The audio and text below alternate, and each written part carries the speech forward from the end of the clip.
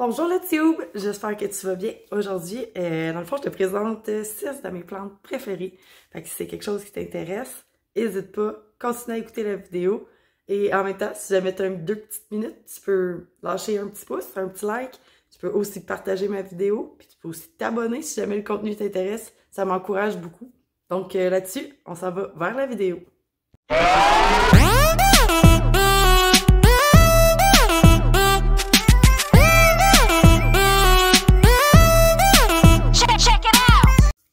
Donc, on va rentrer dans le vif du sujet. My God!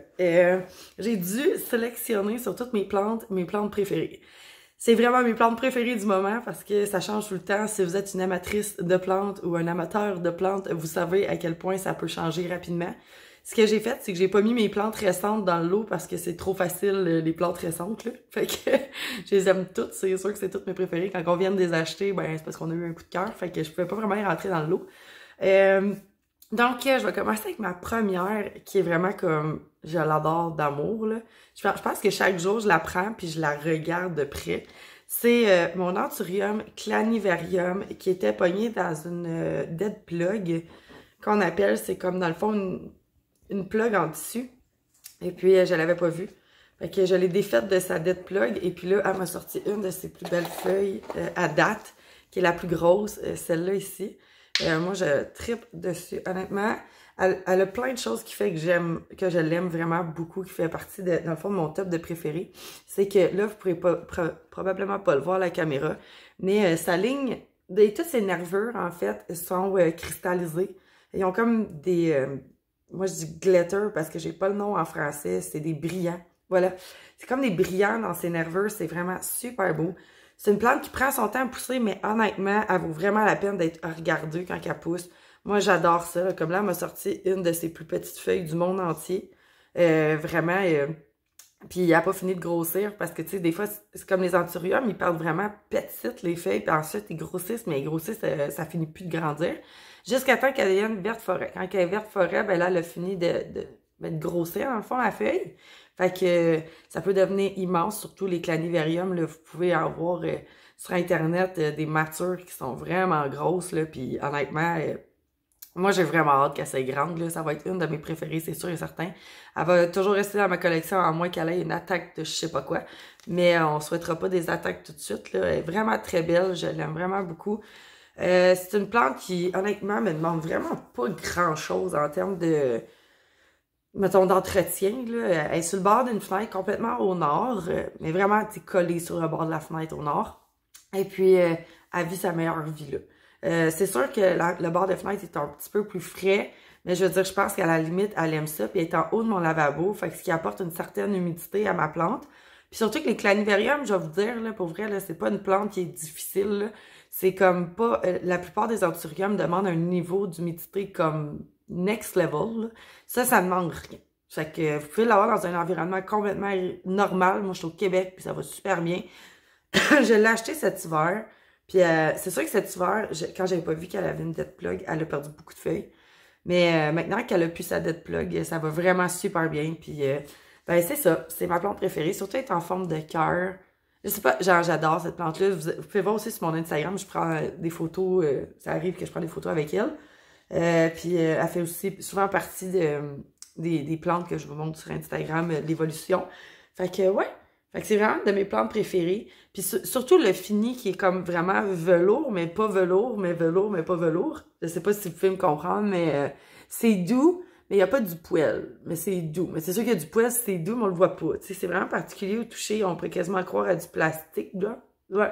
Fait que c'est une plante qui est quand même robuste, là. Honnêtement, là, c'est vraiment particulier. C'est... Je vous invite à aller les toucher en pépinière, vous allez comprendre ce que je veux dire. Mais donc, celle-là, c'est vraiment une de mes préférées. Là, vu que vous savez que chez nous, c'est le matin à toutes les fois que je filme, ben je vais prendre une gorgée de tisane en rapprochant les autres plantes. La deuxième, je pense que vous ne serez pas surpris de savoir que ça fait partie de mes préférées. J'ai oublié ma bouteille d'insecticide. Si vous ne saviez pas, ça m'étonnerait que vous le savez pas, mais toute ma gang en arrière, ils ont tous des indésirables. J'avais dit que j'allais faire une vidéo, mais j'en ferai pas parce que j'ai déjà une vidéo là-dessus que je vous explique toutes les indésirables puis avec quoi que genre ben je les élimine, là. Fait que si jamais c'est quelque chose qui vous intéresse d'aller voir les produits que j'utilise pour pouvoir éliminer les indésirables dans mes plantes, allez voir plus bas dans mes vidéos. Je pense que c'est j'ai des bébites dans mes plantes. Fait que voilà. Fait que la deuxième, vous serez pas surprise de voir cette plante-là. Honnêtement, puis j'ai genre quasiment une belle histoire à raconter en plus avec ça, là. C'est ma Robusta, ma Syngonium Robusta. Là, elle n'a pas le bon étiquette, évidemment, parce que là, je me suis tannée de transférer les étiquettes de toutes mes plantes à chaque fois que je les rempotais. Parce que, tu sais, oui, c'est beau de savoir combien ça a coûté, mais je pense que je m'en rappelle par cœur. Fait que, elle, écoutez, moi, premièrement, elle, je l'adore parce que je trouve que sa couleur, ça fesse dans le dash. C'est vraiment beau. Je l'avais déjà dit dans la vidéo où je l'ai acquérie, cette plante-là, que je trouvais que ça ressemblait à une plante de mariage. Là, je ne sais pas si vous vous rappelez justement de cette vidéo-là, mais elle a vraiment rapetissé. C'est que le Walmart avait mis 2 plants dans le même pot et puis les racines étaient en train d'étouffer la plante, puis la plante était en train de faire mourir toutes ses nouvelles feuilles. I guess parce qu'il y avait juste plus de place dans le pot. Fait que j'ai dû faire 2 pots de Syngonium rose à ma grande joie. Fait que j'en ai 2 dans la maison. Je trouve que c'est une plante qui fournit vraiment rapidement. Là, c'est sûr, elle a été déstabilisée parce que je l'ai rempotée. Fait que ces dévoilements de feuilles ont été un petit peu plus lents. J'ai dû faire un gros ménage de la plante aussi parce que Walmart, tu sais, les plantes, ils n'ont pas d'indésirables, ceux que j'ai pris à date, là. Mais les feuilles, à un moment donné, deviennent maganées pour absolument rien. Donc, ben, c'est jamais absolument rien, c'est parce qu'elle était due pour être rempotée puis qu'il avait mis 2 plants dans le même pot. Mais, ouais, fait que là, j'ai dû faire un ménage des feuilles qui étaient vraiment pas belles, puis j'ai coupé au ciseau, mais autrement, je vous dis, là, elle est dans ma chambre, elle est à côté de mon lit, cette plante-là, je l'adore. Le soleil lui rend plus sa justice. Ce matin, elle a l'air vraiment rose plate, mais elle n'est pas rose plate. Elle est vraiment rose flash. De toute façon, je vous fais des captures de chaque plante. J'essaie de faire du montage aujourd'hui, 2.0, Val essaie de se réinventer. Je vous ai fait des close-up, voilà, des close-up des plantes en plus près. Mais ouais, fait que sa couleur fait vraiment que c'est ma plante préférée. Je trouve qu'elle pousse en buisson aussi, fait que tu sais, vraiment, contrairement à d'autres syngoniums que les gens laissent pendre, tu sais, comme une plante tombante, moi, je les aime vraiment buissonnants, fait que je suis vraiment, c'est mon dada, là, celle-là. J'en ai 2 comme celle-là, j'ai dû faire un choix entre les 2 parce que, tu sais, trop montré de syngonium, à un moment donné, ça va aller, là. Mais je suis vraiment dans mon stance avec les syngoniums. C'est une plante à croissance quand même rapide, là, fait que ça fait partie de la deuxième raison aussi pourquoi je l'aime, c'est qu'elle sort régulièrement des nouvelles feuilles, puis ben, elle est facile d'entretien. Fait que pour toutes ces raisons, mon Syngonium rose fait partie de mes plantes préférées. C'est pas Syngonium rose, c'est Syngonium robusta. Ensuite, la deuxième, là, j'essaie d'écarter mes plantes parce que là, vu que j'ai des problèmes d'indésirables, il faut que je me tire un peu plus loin pour pouvoir vous les montrer. Et voilà. La deuxième, là, ça fait partie de mes premières plantes que je me suis achetée. Je l'adore d'amour, cette plante-là, malgré qu'elle me fait beaucoup de chichi. C'est une plante que, personnellement, genre, je la trouve vraiment belle. Puis là, elle est à son apogée malgré tout. Je vous présente ma Calathea White Fusion, que j'adore d'amour. Cette plante-là, je l'aime parce que parce que toutes, ces feuilles blanches, ces lignes vertes de différentes couleurs dans ses feuilles. Écoute, elle est quand même facile, honnêtement. Chez nous, elle est facile, mais pas en hiver. Fait que toute l'été, c'est une plante que j'ai vraiment pas de problème avec. Elle est facile aussi d'entretien. Tu sais, je fais juste l'arroser, genre une fois par semaine, puis elle vit sa vie. Il faut juste garder toujours le terreau humide.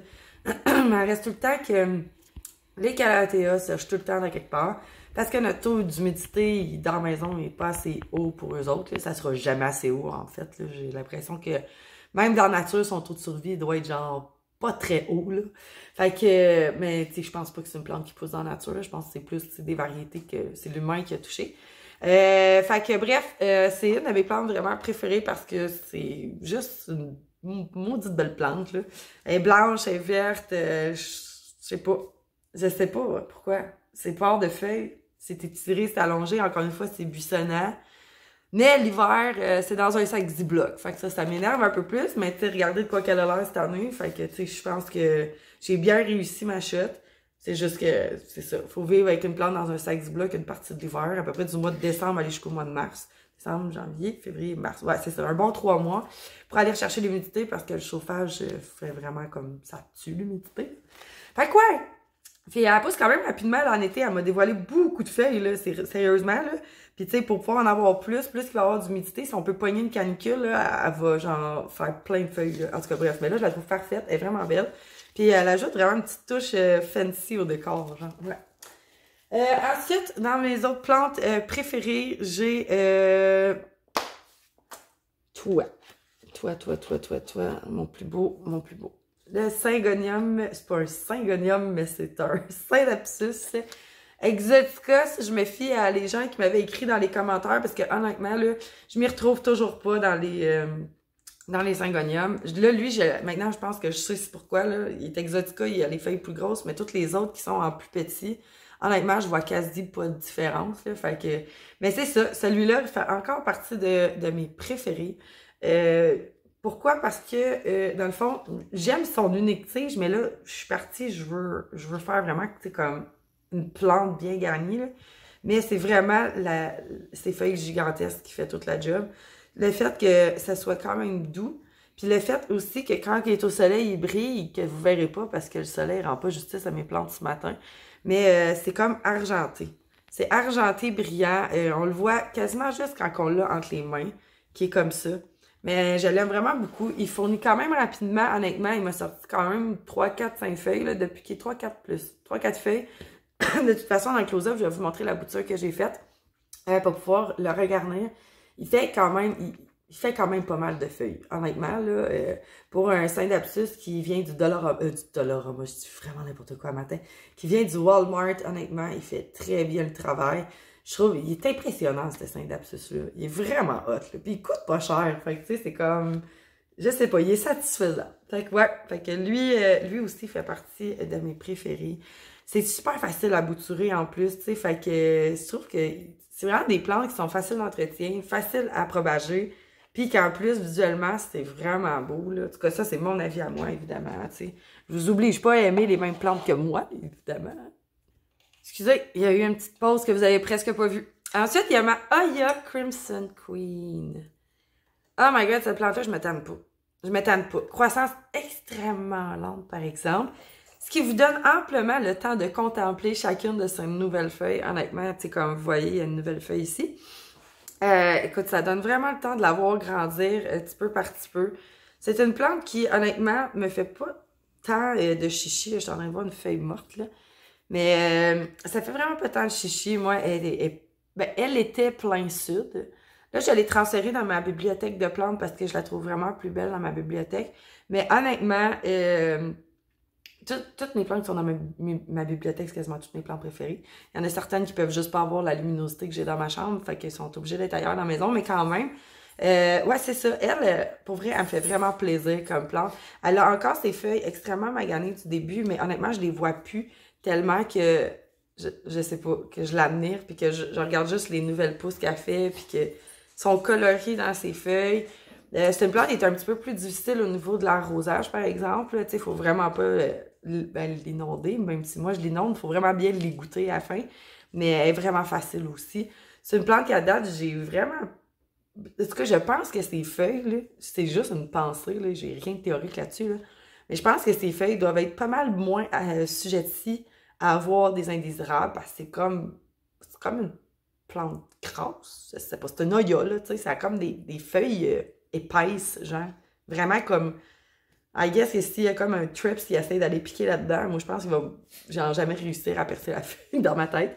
Fait que ouais, fait que Aya Crimson Queen, là, je trouve que c'est vraiment une plante qui est raffinée, qui rajoute vraiment une touche au décor particulière, parce qu'elle pousse particulièrement aussi. De façon, je sais pas comment l'expliquer. Hey, j'ai pas de mots à matin. Mais quand j'aime une plante, tu sais, des fois, on n'a pas vraiment d'explication, là. C'est juste que j'ai le temps de l'admirer, puis j'adore le blanc avec les couleurs blanches et vertes, puis le fait qu'il y ait certaines feuilles qui est toute verte avec juste une ligne blanche. Je trouve qu'il y a beaucoup d'informations dans cette plante-là que je trouve beau. Et une information que je trouve belle. En tout cas, peu importe. On va se rendre. Fait que, ouais, fait que c'est ça. Fait que la Aya Crimson Queen, là, coup de cœur assuré. je la voyais en vidéo, je la trouvais moins belle, mais en vrai, honnêtement, c'est vraiment une très belle plante. Ensuite, pour la dernière plante, je vous ai choisi quelque chose qui est quand même assez commun, mais je l'ai ressorti.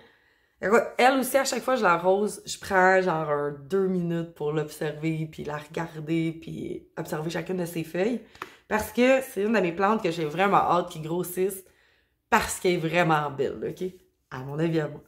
C'est, dans le fond, mon potos, qui est parti d'un Marble Queen et que j'ai fait une sélection pour avoir un Snow Queen.